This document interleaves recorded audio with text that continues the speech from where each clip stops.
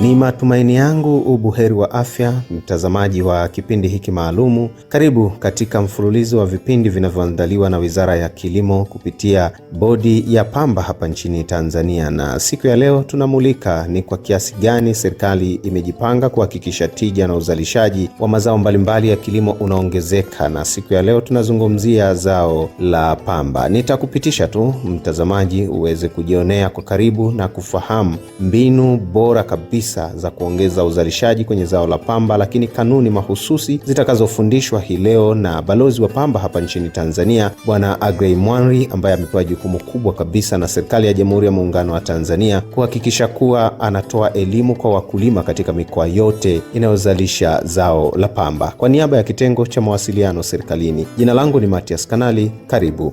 Na kwa kuanza tu mtazamaji, moja kwa moja na mleta kwako balozi wa pamba nchini Tanzania, Mheshimiwa Agrey Mwanri, ili aweze kutoa elimu ya kina. Bila shaka una nafasi murwa ya kufuatilia na ukajifunza namna gani serikali imejipanga kuongeza tija na uzalishaji katika zao la pamba.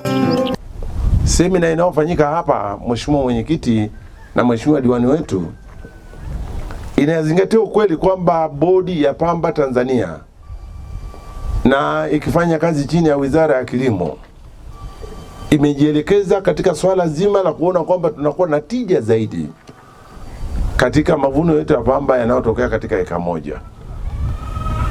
Hivi karibuni palikuwa kuna maswali mbalimbali yaliokuwa nauliza kwamba ni kwa nini ukienda nchi kama Brazil, ukienda Argentina, ukienda mahali kama Burkina Faso, ukienda mahali kama Misri, ukienda mahali kama Vietnam na maeneo mengine ambayo yanalima pamba, ekari moja ya pamba inakuwezesha kupata kilo zipatazo 2,500 katika maeneo haya.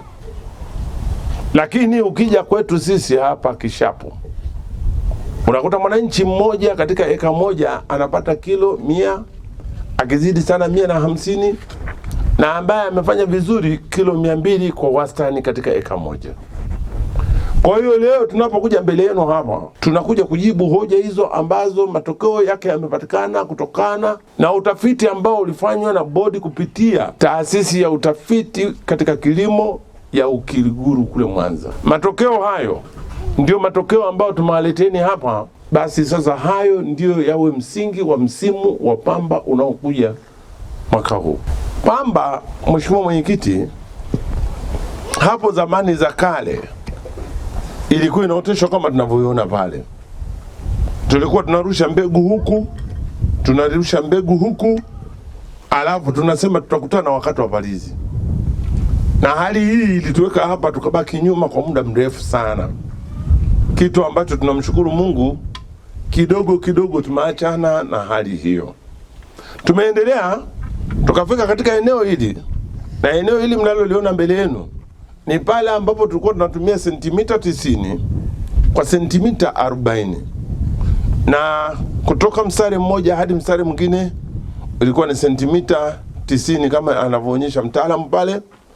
Lakini pia ni sentimita 40 kutoka miche hadi miche, au kutoka shimo hadi kuelekea katika shimo. Hali hii ilituwezesha kupata miche ipatayo 22,222. Matokeo ya utafiti huo uliozungumza hapa yameonyesha kwamba hata wenzetu hao ambao tumewazungumza hapa, wao wameachana na vipimo hivi. Kwa matokeo ya kwanza ambayo tunawaleteni leo ni kusema kwamba kipimo hiki cha 90 kwa 40, kipimo hiki tunawaombeni sasa nacho tuachane nacho, hatukitumii tena. Na kwa hiyo leo hapa tunapokuja hapa, wananchi mnaonisikiliza vizuri, tumekuja kukisend off. Kwa hiyo vipimo hivyo sasa vimeonyesha kwamba hao wenzetu ambao wanafanya vizuri, yani hao Argentina, hao Brazili, hao Misri, hao Senegal, hao Burkina Faso, hao Vietnam na wengine wengi ambao wanafanya vizuri, sasa hivi wanatumia vipimo vya sentimita 60 kwa sentimita 30. Na kama inakupiga chenga mwananchi unanisikiliza hapa, ni sawa sana kusema rula 2 kutoka mstari hadi mstari, na rula 1 kutoka miche hadi miche, au kutoka katika shimo hadi shimo. Mkishatumia vipimo hivi, matokeo yanakuwa ni tofauti. Miche ya 90 kwa 40 ilikuwa 22,222. Miche inayotoka katika kipimo cha 60, sentimita 60 kwa sentimita 30, au rula 2 kwa rula 1. Kwa maana rula 2 kutoka mstari hadi mstari na rula 1 kutoka miche hadi miche, au kutoka katika shimo hadi shimo. Miche ile badala ya kuwa ni 22,222, miche ile inabadilika inakuwa ni miche 44,444. Mheshimiwa Diwani, hiki ndicho kipimo kipya ambacho tunakusudia sasa kukitumia. Tumefanya mapema, pamba hapa italimwa kuanzia Novemba tarehe 15. Lakini muda ambao unaandaliwa kwa ajili ya kufanya maandalizi ya kupanda ni mfupi mno, kiasi ambacho maeneo yanayolima pamba katika nchi yetu, kwa maana ya mikoa karibu 17, ni mingi mno na muda wenyewe ni mfupi mno. Lakini utafiti haukubaini vipimo tu. Utafiti umebaini pia kwamba wenzetu hao wanaofanya vizuri, ambao wanapata kilo zipatazo 2,500, na sisi tunapata kilo 150 mpaka 200. Utafiti umeonyesha kwamba hao wenzetu wanatumia na wana matumizi makubwa sana ya mbolea. Tunazo mbolea za aina mbili. Kuna mbolea za viwandani, lakini pia tuna mbolea za aina ya samadi ambayo inatokana na mifugo. Tunapopigana vita, tunaangalia silaha ambayo tuko nayo karibu. Sisi tunasema kwamba mbolea zote mbili, za viwandani na ya samadi, ni muhimu kwa mtu mmoja au kwa mkulima mmoja. Lakini hoja tunayosukuma sisi, tunaisisitiza sana, na sababu ni wazi, kwa sababu hiyo ndio tunao uwezo nayo, na pia tunayo kwa sababu inapatikana, ni samadi. Samadi itakusaidia mambo makubwa matatu. La kwanza, Mheshimiwa Diwani, samadi ina tabia ya kurutubisha udongo, na kwa hiyo ukitumia samadi katika shamba lako, si tu kwamba pamba yako itastawi vizuri, hata na mazao mengine yote yanastawi vizuri. La pili, samadi ina tabia ya kuhifadhi unyevu. Ukitumia samadi wakati panapotokea viukame vifupi katika kipindi cha mvua, uwe na hakika kwamba utafanya vizuri. Na katika hili nataka kusema nini? Nataka kusema kwamba pamba si zao ambalo linahitaji mvua za kitimtimu kama ilivyokuwa kwa miwa na kama ilivyokuwa kwa kitu kinachoitwa mpunga. Hao wawili nao wataja mazao hayo yanahitaji mvua nyingi sana. Lakini zao la pamba linahitaji mvua ya wastani. Hebu semeni ya wastani. Ya wastani maana yake 50% ya mvua inaonyesha. Kwa maana hapa Kishapu na maeneo mengi ambayo analima pamba nchini hapa inatosha kabisa.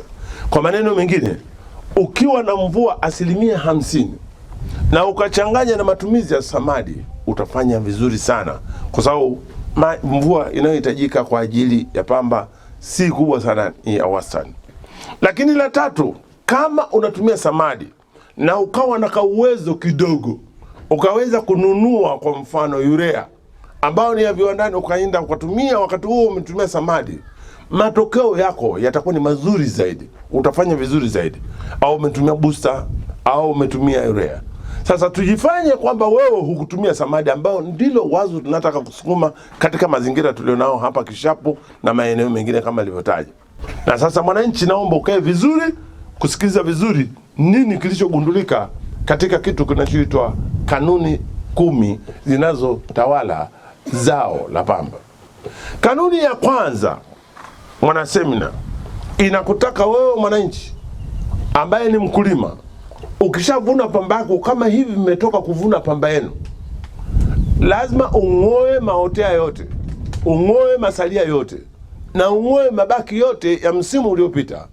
Peleka katikati ya shamba, choma moto, na kisha kwamba unaunguza hayo yote niliyotaja, maotea, masalia pamoja na mabaki.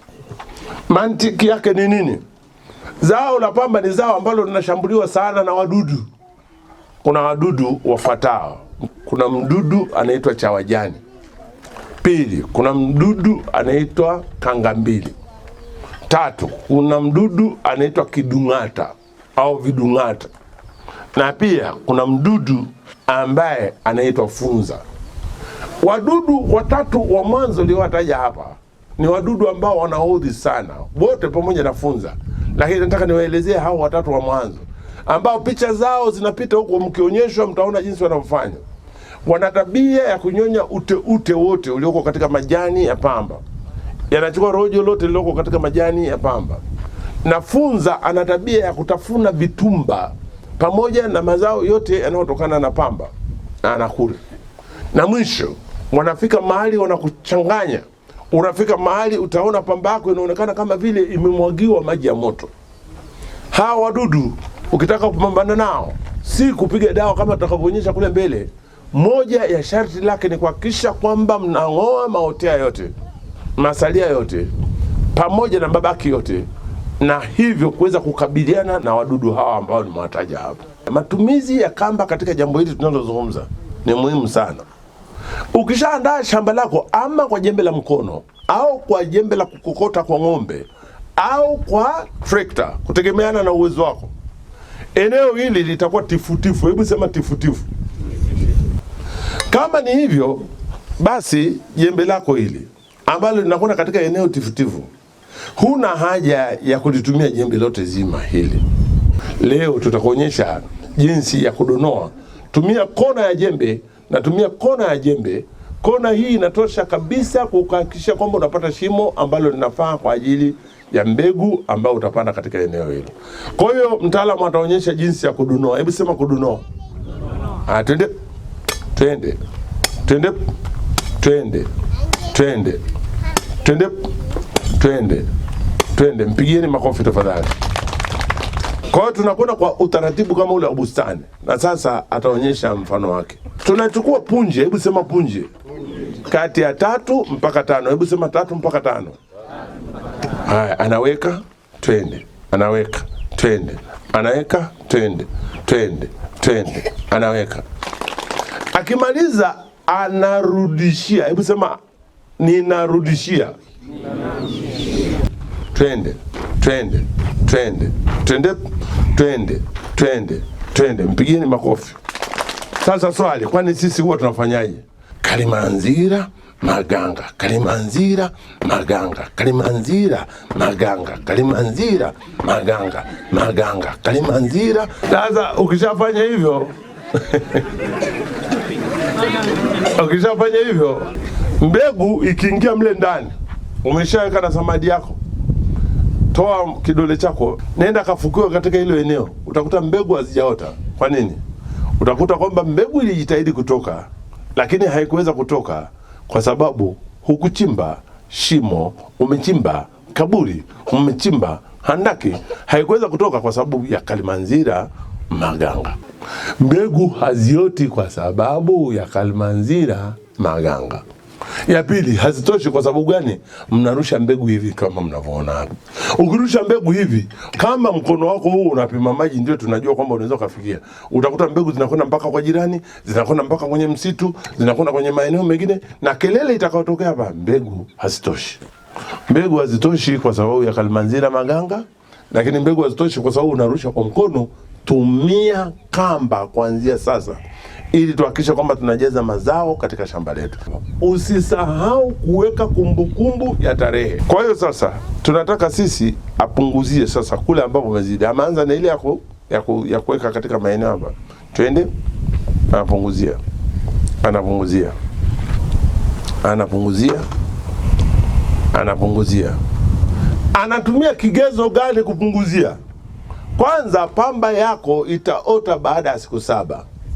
Na pamba ili uweze kuipunguzia inapunguziwa baada ya siku 21. Tujifanye wewe umezingatia haya yote ninayozungumza. Na mimi sikuzingatia. Wewe siku 21 ngenge umerudishia na umeshapunguzia. Umeshapunguzia na umesharudishia. Mimi nikasafiri nikaenda kwa shangazi kule Shinyanga. Nikakaa siku 40. Wewe siku 21 umepunguzia. Mimi nikaja nikafanya kama ulivyofanya hapa, umerudishia. Mimi baada ya siku 40. Kwa hiyo nitakuta hii pamba imekuwa kubwa, imerefuka kuliko ile ambayo mwenzangu amerudishia. Matokeo yake yatakuwa nini? Pamba hii itafubaza mwenendo mzima wa kukua kwa ile pamba ambayo imerudishiwa baada ya siku 40. Sio hiyo tu. Nikija baada ya siku 40 kuna vigezo ambavyo yeye mwenzangu diwani atakuwa alivitumia. Cha kwanza, anaangalia pamba iliyoota vizuri ambayo ina masikio mawili kama ya kwangu. Pamba hiyo majani yake yakionekana hivyo, inakizi haja ya kubaki katika shamba. Nikija nikarudishia baada ya siku 40, mche wangu uliorudishiwa utafubazwa na hao warefu ambao wameshakuwepo toka mwanzo. Lakini la pili ni kwamba siku 40 mvua zitakuwa zimenyesha, kwa pamba yako yote itatoka na masikio mawili yameshaenea. Hata lile lilikuwa limezubaa litafunguka sasa. Kwa hiyo utashindwa kupambanua mche upi utoke na mche upi ubaki. Lakini la tatu, utafika mahali utaingia tamaa. Sasa bwana diwani, hii pamba yangu imekuwa nzuri namna hii, alafu unaniambia nipunguzie. Kwa hiyo unasema liwalo na liwe, unaacha. Ukiacha, hukuacha pamba, umeacha kichaka. Hebu sema kichaka. Imekula kwako. Eneo hili litabaki wazo kama linavyoonekana hapa. Kwa hiyo kazi yake inaitwa ni kuweza kutoa huduma. Hebu sema huduma. Hebu sema huduma. Sasa badala ya kwenda na sheria, tutakwenda na kitu kinaitwa mantiki. Hebu sema mantiki. Tuseme hapa umesema sasa ni eneo la huduma. Nikitaka palizi ni hapa. Nikitaka kunyunyizia ni hapa. Nikitaka kuvuna nitapita kidogo kidogo hivi, kwa sababu nitatengeneza kitu kinachoitwa nini? Uchochoro, ambao nitakuwa mwangalifu ninapotembea nisije nikadondosha vitumba vilivyoko katika pamba yangu. Sasa hii inatanuka. Hebu sema inatanuka. Inakwenda inasambaa. Hebu sema inasambaa. Nakwenda. Kwa hiyo nitakuwa mwangalifu napita hapa. Sasa twende na mantiki. Hebu sema mantiki. Hebu kamata hapa sema. Sasa wewe umeamua kwamba utaweka vitunguu humu ndani. Au umeamua kwamba utaweka viazi vitamu humu ndani. Au umeamua utaweka mahindi humu ndani. Swali, utapita wapi wakati wa huduma? Tuko wote wana semina? Wana semina tuko wote? Haya, umekwenda hapa, umeweka hapa. Umeleta mahindi ukaweka humu ndani. Mheshimiwa diwani, mahindi yanakuwa haraka na yanarefuka haraka kuliko pamba yako uburuba. Mahindi yanakwenda, yanakuwa haraka, yanarefuka haraka. Hilo la kwanza. Kwa hiyo yatafubaza ukuaji wa hii pamba yako hapa uburuba. Inapata shida hapa. Matokeo yake ni nini? Mwenzako ambaye diwani yeye amezingatia maelekezo haya tuliotoa hapa, diwani atapata vitumba vipatazo 75. Mimi napata vitumba 5. Wewe umeweka mahindi humu ndani, na dawa zinazotumika kwa ajili ya hii pamba hapa ni kali sana, na ndio maana tunakataza msizitumie katika bustani kwa ajili ya mchicha, kwa ajili ya nyanya, kwa ajili ya kebichi, hoho na vitu vingine. Wewe unapiga humu na mahindi ya humu ndani. Unaweza kuona matatizo makubwa ambayo unaweza kuleta katika familia yako. Okay, tusonge mbele zaidi. Umekwenda umechukua alizeti ukaweka humu ndani. Kuna jambo linatembea huko kwamba wadudu wanaokushambulia hii pamba. Hawa wadudu wanakwenda wanakimbilia zaidi kwenye alizeti. Kwa hiyo anakula. Unaweka na bamia humu ndani. Alikuwa ananionyesha hapa mwalimu Runeji. Ananiambia angalia hawa wadudu unaoona humu, unaoona katika hii bamia hapa tuliotesha hapa. Hawa wadudu wale unaita kangambili ambao wanafuatana namna hii. Wale wadudu wanashambulia bamia, wanashambulia na hii pamba yako hapa. Haya, unachukua wale wanaokula kwenye alizeti. Wanakula alizeti, wanakuja wanakula na wa mahindi hivi hivyo, na makundi kama kunde na vitu vingine wote. Kama umechanganya mazao hapa, sahau habari ya kupata kilo 2500. Sahau. Tutaanza na palizi nzuri, tutamuona, tuangalie anachokifanya hapo mwalimu, jembe lake linavyofanyika na kila anachokifanya. Hicho ndio nataka mjifunze, muondoke nacho mahali hapa. Angalia anachokifanya. Angalia jembe anavyolishika na anavyoangalia kwenye mimea. Niangalia hapa. Hii sehemu yote unayoona hapa ni sehemu ya kutoa huduma. Hebu sema huduma. Huduma. Kwa hiyo kama utakuwa umepanda kwa staili ile pale, tutakwenda kule alafu tukaangalia kama inawezekana kufanya kama hapa. Sasa niangalie ninavyoshika jembe langu. Hii palizi inaitwa nzuri. Hebu sema nzuri. Kwa hiyo mimi nikianza kazi hapa, naanza hapa. Kazi yangu mimi ni kuhakikisha kwamba nilikuwa na samadi yangu nimeweka humu ndani. Hata eneo ninalolima labda lina mboji au lina udongo mzuri, majani yamedondoka hapa, usianze hata siku moja, nitaonyesha ile mbaya, kwa kukaa kinyume na mimea yako. Hakikisha kwamba mimea yako kila wakati unaikumbatia. Narudi hapa, nakaa hapa, naikumbatia. Alafu natumia mikono yangu, natoa majani. Najua kuna mtu sasa hivi anaza kazi yote hiyo bwana. Sasa tunataka sisi tupate kilo 2,500, si ndio? Wakati wote sogeza udongo kando mwa miche yako. Natengeneza tuta. Unakuwa unatengeneza kituta kidogo. Kwa kufanya hivyo, hata mvua zikinyesha, ule unyevu unabaki kando kando mwa miche yako na itastawi vizuri. Lakini kwa sasa hivi sasa tuonyeshe sasa palizi mbaya. Hebu sema mbaya. Mbaya. Niangalie. Palizi mbaya hii ndio wengi tunaifanya sana. Hasa wale jamaa zetu wa Luganda. Angalia jembe kwanza anapolishika. Opo hapo. Shakata tayari. Haya. Anakwangua udongo kando kando mwa miche yake. Unaona? Wakati mwingine anasababisha mmonyoko wa udongo, lakini na samadi aliyoweka anaiondoa. Ukirudishia palizi ya kwanza vitumba 25. Palizi ya pili vitumba 25. Palizi ya tatu vitumba 75. Palizi ni sehemu muhimu sana katika kupata kilo zetu 2,500 kama wanavyofanya Burkina Faso, kama wanavyofanya Senegal, kama wanavyofanya Misri. Wananchi, naomba mnisikize vizuri. Dunia haiongozi na watu, au dunia haifiki hapo ilipofika kwa sababu ya watu, inafika hapo ilipofika kwa sababu ya mawazo. Hebu sema mawazo. Mawazo. Mawazo, hebu sema mawazo. Mawazo ni nini? Ni betri. Hebu kamata hapa. Sema betri. Ona jembe la kwanza. Hata namna ya kusimama tu ni shughuli. Akanyage wapi ili asikanyage mimea. Hapo amekanyaga, jembe limemaliza. Umetumia mbegu nyingi, gharama kubwa kwa sababu ya mbegu, lakini mimea yote imekwenda kwa sababu hamna namna ya kupitisha jembe. Sasa tunakwenda kwenye kitu kinachoitwa kunyunyuzia. Hebu sema kunyunyuzia. Kwanza cha kwanza kabisa unaangalia upepo unakuelekea. Hebu sema upepo. Hebu sema upepo. Haya. Sasa mwangalieni mwalimu pale. Angalia upepo. Angalia upepo. Kwa hiyo ninapopiga dawa yangu, mimi nitakwenda kukaa sehemu hii ili dawa yangu inapotoka. Sasa nilisema dawa hii ni sumu. Hii sio plastiki, ni kifungashio. Hebu sema kifungashio. Hii kiserikali inaruhusu kutumia kifungashio. Unakaa unafunga hapa na mpana. Na koti lake kama unavyoona na koti la kwangu. Lakini unaangalia pia hii dawa ni sumu. Hebu sema ni sumu. Unaniona pendeza sikupendeza? Nimependeza kikazi. Hebu sema umependeza kikazi. Umependeza kikazi. Kwa nini? Hii dawa ina tabia wakati mwingine inamzuru mtu. Kuna mtu ana allergy. Hebu sema allergy.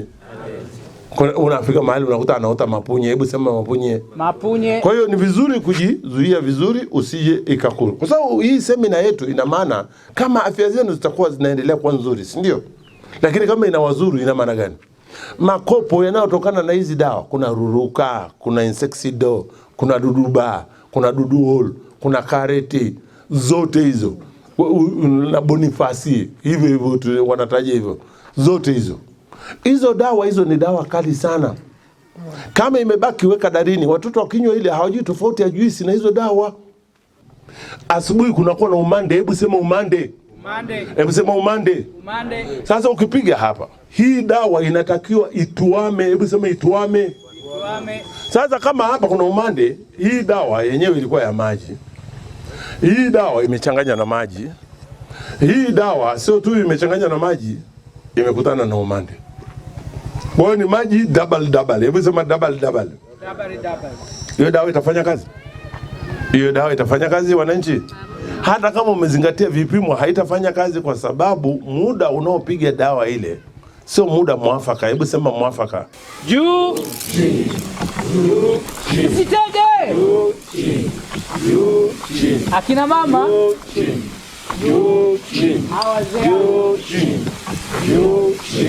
Sasa hapo utafanyaje mwananchi? Yaani kwanza nikitaka kupita tu angalia. Unaona, hebu sema shughuli. Shughuli. Hebu sema shughuli. Shughuli. Haya, sasa kama ni helikopta upige, hiyo helikopta sijui utaipata wapi huko hivi na mimi. Sasa kuna wadudu ambao wanauzi.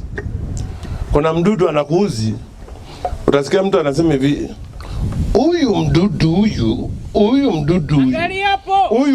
huyu. Sasa nimesimama siendi kama nilivyokuwa natembea. Huyu ananitesa sana, hana adabu. Huyu mdudu huyu. kachukua liruruka lote lipaketi lizima kalirushia kwenye hii bomba.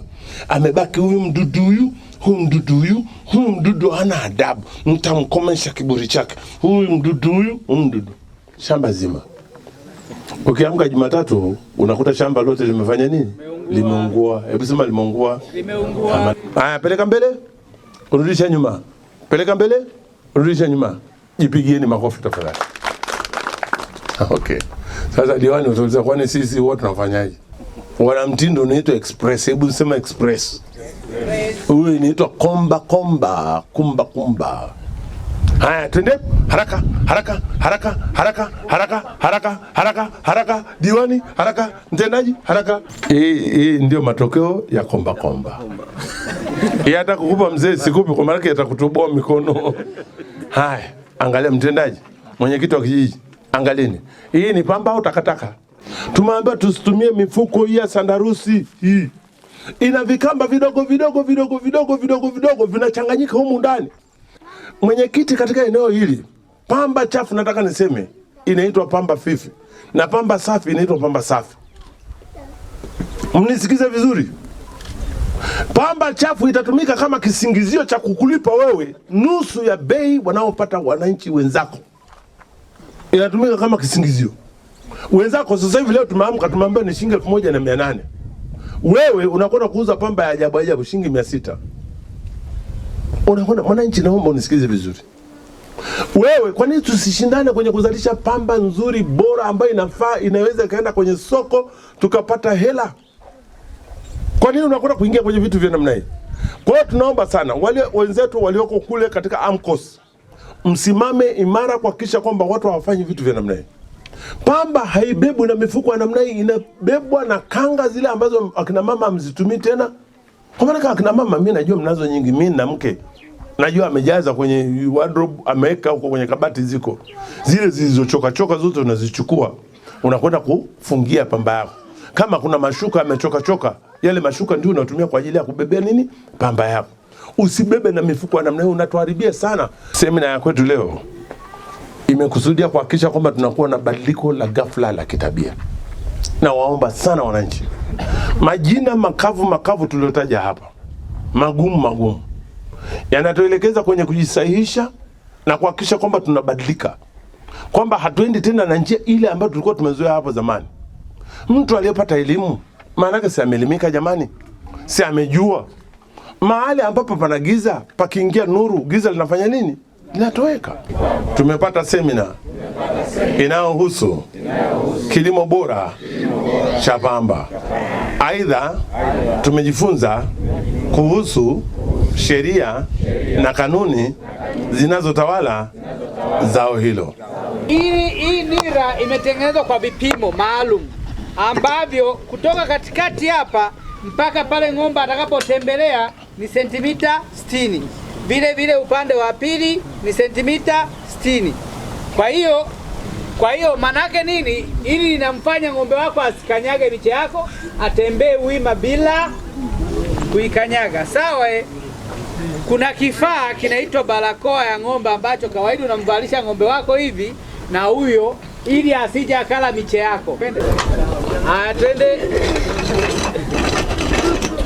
Angalia jembe.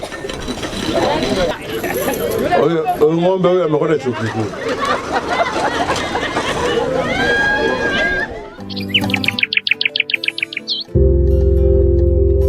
Hadi kufikia hapo, mtazamaji, mimi sina la ziada. Ni kushukuru sana kwa kutegea sikio na kutazama kipindi hiki maalumu kabisa ambacho kimeandaliwa na Wizara ya Kilimo kwa kushirikiana na Bodi ya Pamba hapa nchini Tanzania. Makusudi makubwa kabisa ya serikali ni pamoja na kuhakikisha kuwa uzalishaji na tija vinaongezeka katika zao la pamba. Rais wa Jamhuri ya Muungano wa Tanzania, Mheshimiwa Samia Suluhu Hassan, ameweka msisitizo mkubwa kabisa kuhakikisha sekta ya kilimo inaendelea kuimarika. Kadhalika, Waziri wa Kilimo hapa nchini Tanzania, Mheshimiwa Profesa Adolf Mkenda, amekuwa akisisitiza kwa kiasi kikubwa kabisa tija na uzalishaji. Lakini bodi ya pamba imevalia njuga sasa jambo hili ili kutekeleza wajibu wake iliyopewa na serikali kuhakikisha kuwa zao la pamba linaongezeka uzalishaji na kufikia sasa yale matarajio ya ilani ya Chama cha Mapinduzi ya mwaka 2020-2025 kufikia tani milioni 1 ya uzalishaji wa pamba. Na ninaamini kabisa mtazamaji, kutoka uzalishaji wa tani zisizozidi 300,000 za pamba hapa nchini Tanzania, milioni 1 inakwenda kufikiwa kama ambavyo serikali imekusudia. Kwa niaba ya kitengo cha mawasiliano serikalini kutoka Wizara ya Kilimo, jina langu ni Mathias Kanali. Hadi wakati mwingine.